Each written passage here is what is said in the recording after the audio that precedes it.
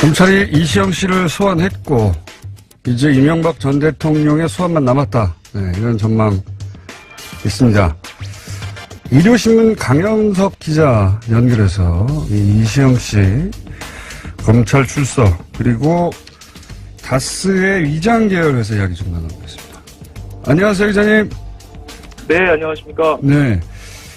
특히 다스의 위장 계열사 우회 승계에 관한은 일요신문 강현석 기자의 특종이다. 제가 여러 번 얘기를 여기서 했었습니다. 네. 아, 예, 감사합니다. 네. 잘 듣고 있습니다. 네. 사실이기 때문에, 예. 가차이십니다. 예. 혹시 일요신문 강현석 기자 오늘 연결한 이유 중에 하나가, 네네. 누구보다 일찍 다스 계열 회사들. 예. 예. 우리가 이제 위장 계열사라고 추정하고 하는 계열 회사들 혹은 관계 회사들에 관한 취재를 일찍 하셨어요. 폰실 그쪽으로 네네. 잡고. 그래서 예. 다스 내부자들 혹은 관계자들로부터 여러 이야기를 제가 들은 걸로 알고 있습니다. 그죠? 네네, 맞습니다. 예. 네. 그래서 이제 아직 다 보도는 안 됐지만 그런 관계자들 얘기를 미리 많이 들은 걸로 알고 있는데 혹시 이시영 씨 조사 받기 전에 그런 얘기 들으셨습니까? 이시영 씨가 조사를 받았다는 보도가 나오기 전에 그날 아침이었는데 이제 사실 그 얘기가 그 다스 내부에서 사실 나온 얘기였어요. 그쪽은 미리 알고 있었군요. 예, 이시영 씨가 조사를 받으러 올라갔다. 네. 라는 내용이 좀, 퍼졌었고, 그래서 그거를 실제로 이제, 검찰에 좀 확인을 해보니, 조사를 받는다. 이렇게, 얘기가 돼서, 그게 이제 좀 보도가 좀 나오게 된 걸로. 보도가 되기 전에 미리 알고 계셨군요. 예. 네네. 그리고 이상은 회장도 지금 곤란함 처질 텐데, 이상은 회장과 관련해서는 혹시 그 내부자들로부터 들은 이야기는 없으십니까? 일단 아까 군장장께서 말씀하셨는데, 일단 이시영 씨 같은 경우에는 올라오기 전에, 정학용이라는 그 다스 부사장이 있어요. 예. 정학용 씨한테, 이제 제가 듣기로는 정학용 씨한테, 이제 본인이 한 일에 대해서 본인이 책임을 져라. 이렇게 좀 얘기를 했다고 해요. 그래서 이것이 혹시 이시영 씨가 본인의 책임을 좀 회피하기 위해서 미리 좀 말을 맞춘 게 아닌가 이런 좀 얘기가 있었고요. 그리고 이상은 씨 같은 경우에는 지금 좀 몸이 좀 안 좋다 또 이런 얘기가 있어요. 그래서 병원에 입원을 하려고 했다 이런 정도 소문이 있는데 그건 정확하게 확인된 얘기는 사실 아니고요. 이상은 씨도 소환을 앞두고 있기 때문에 예, 아마 좀 그런 고민을 하지 않았나. 네, 이상은 회장 관련해서는 지난 2008년 특검 때도 이상은 회장이 입으려면 폭탄일 수 있어서, 따로 빼돌려야 한다, 이런 얘기가 있긴 있었죠. 예. 그리고 지금 사실 실제로도 좀 워낙 고령이기 때문에, 이게 좀 진술의 일관성이나 이런 것들이 좀 없다고 해요, 평소에도.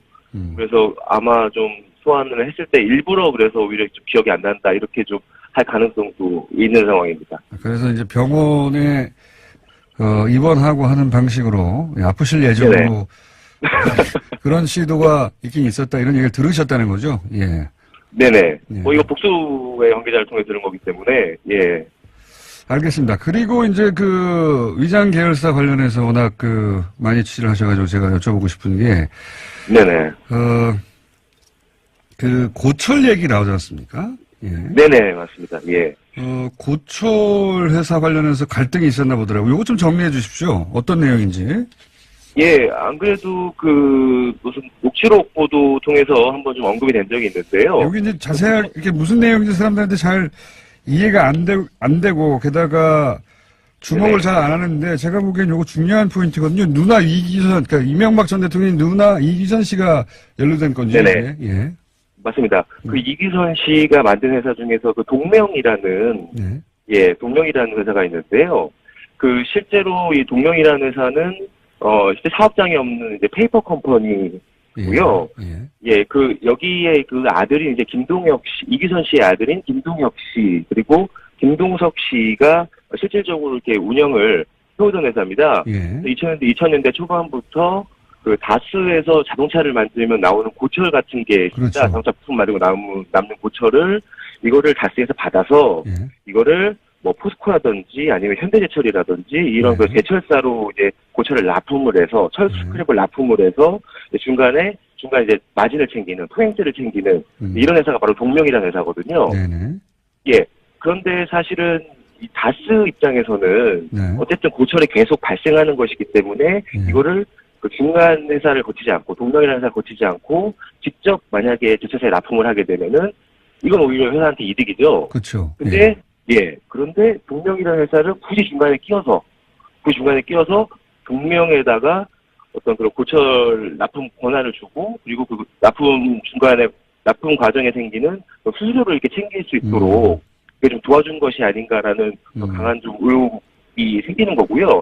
실제로 이제 이 부분에 대해서 아마도 검찰 조사를 하고 있는데 이게 액수가 꽤 된다고 그래요. 왜냐면은 다스가 굉장히 큰 자동차 부품 회사이기 때문에 거기서 나오는 고철량이 어마어마하거든요. 요 고철 납품하는 과정에서 실제로 동명이 돈을 챙겼다면은 이거는 결국에는 그 비자금을 만든 걸로 볼 수 있지 않나. 그리고 실제로 얼마 전에 이제 뭐 그 어떤 대우조선해양이라든지 네.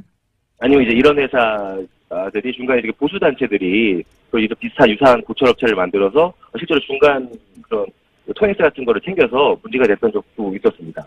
예. 그러니까 요게 이제 그 언론을 통해서 그 녹취록으로 짧게 등장해가지고 이렇게 이동영 씨하고 뭐 갈등이 있는 대목으로 등장해서 고철업체. 이게 도대체 어떤 갈등인가 의문을 가진 분들도 있을 텐데 고철업체가 그 관심의 대상이 아니어서 고철업체가 있긴 있었고 거기 갈등이 있나 보다 이 정도 하고 넘어갔는데 알고 보면 고철업체가 누나 이기선 씨 명의로 돼 있는 회사인데 근데 이 회사가 고철업체니까 당연히 무슨 업장이 있거나 처리 시설이 있어야 되는데 그건 전혀 없고 페이퍼 컴퍼니고 그죠? 네.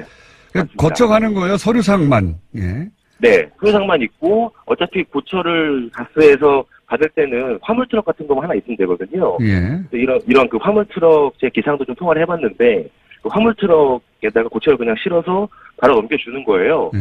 근데 이제 그거는 일은 사실은 그런 그 화물 운전 기사분이 다 하고 돈은 중간에 어떻게 보면은 이제 그렇죠. 이명박 일가가 챙겼다고 볼 수 있는 거고요. 중간 다스가 이 고철업체 없이 바로 그냥 팔면 되는 것을 페이퍼상에 회사를 하나 둬서 하는 일은 없이 중간에 수수료만 챙겨갔다는 거잖아요.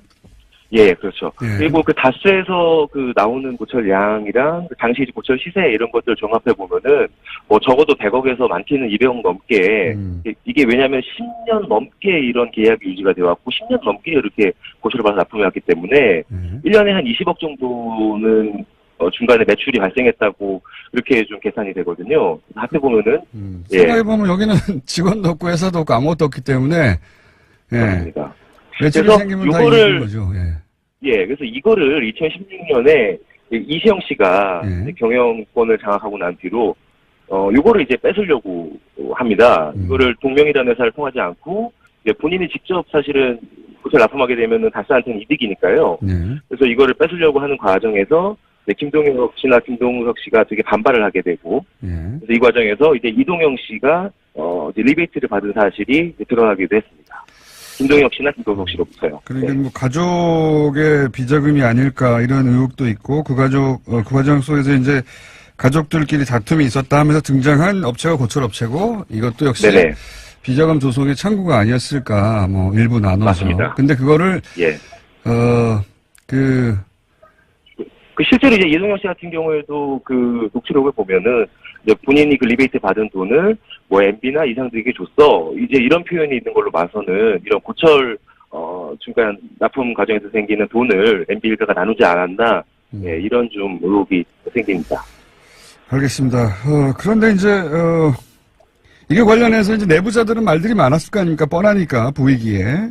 네네, 맞습니다. 이 업체가 낄 이유가 없는데 꼈기 때문에 그리고 오랫동안 10년 이상 끼었고 거기서 돈이 당연히 회사로 들어와야 될 이익이 이 고철업체로 빠졌으니까 회사 내에서도 말들이 많았을 텐데 이 돈이 어디로 갔다 그러니까 뭐 10년 20년씩 같은 회사에 근무하다 보면 대략 회사의 이야기가 대부분 정통할 경우가 있거든요. 뭐 아닌 경우도 있긴 합니다만 관계자들은 이 돈이 결국 어디로 갔다고 추정들을 합니까?